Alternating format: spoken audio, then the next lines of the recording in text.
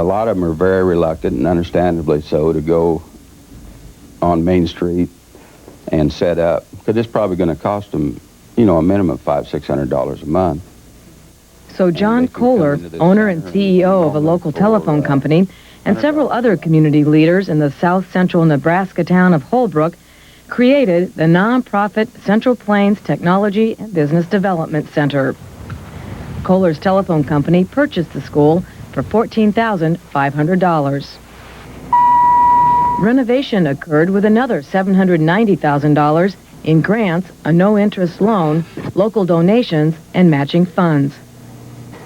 The center then began recruiting businesses operated out of homes or other area locations. Janelle Anderson is executive director of the center. Well, the key thing is we offer them a room or square footage at 23 cents a square foot that includes all their utilities. And the offer worked. I needed more space, and coming down here, it got me away from home. I didn't feel like I needed to be doing my dishes or laundry. It got me into a different atmosphere. It also legitimizes the business in the sense that it forces you to take a really hard look at, do I want to run this as a hobby or do I want to run this as a business? Entrepreneurs who want to move into the development center must present a business and marketing plan to the board of directors. They must also purchase insurance to cover the contents of their shops. The center encourages the tenants to take business seminars. But seemingly most important is the center's existence to just being there for moral support. We go in there for advice. They've had some programs that we've attended that was to benefit the small business people. Some seminars, I guess is what I want to call them.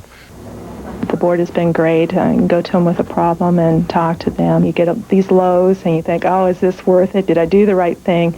And they have really been supportive to help a person keep going.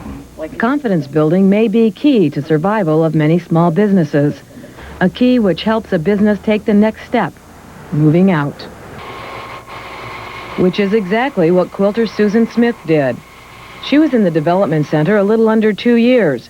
In her first year, she said her sales doubled from her home-based operation.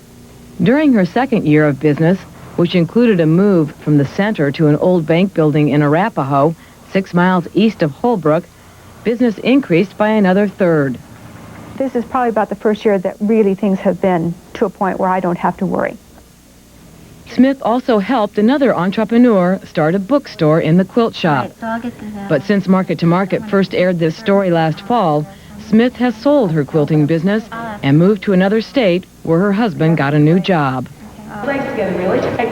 Keep the chin out. Another development center business moved last month.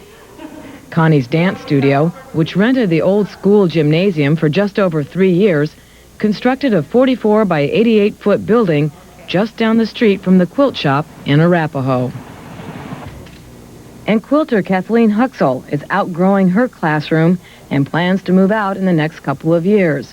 She hopes to stay in Holbrook. Only one business at the center has failed, said Executive Director Janelle Anderson. And that business was her own. Directly involved in. I was the owner. I had hired an individual to bring in, to come in and run the screen printing. But she said when the person she hired quit to return to school, she didn't have time to run the business and was forced to sell the equipment. But as executive director of the development center, she can boast successful business development and the creation of the equivalent of 22.5 full-time jobs. It is growth at least one local business owner on the nearby highway in Holbrook is grateful to see. Service station owner Dale Long feared when the school closed he would lose at least 25% of his business and wasn't sure his operation could survive. He said business isn't as high as it was when the school was open, but he's doing okay. He is even talking about renovating.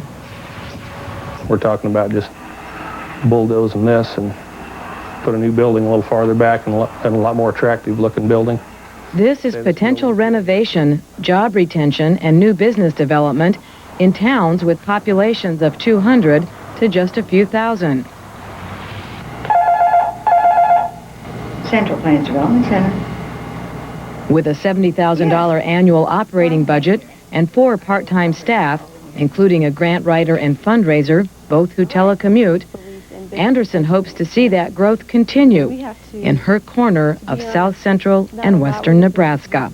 We're not going to be able to attract a large corporation that's going to have 200 plus jobs because we don't have the population base here. But if we can help sustain or maybe expand an existing business and just keep what we have here, that's absolutely wonderful. I'm Nancy Crowfoot. Next,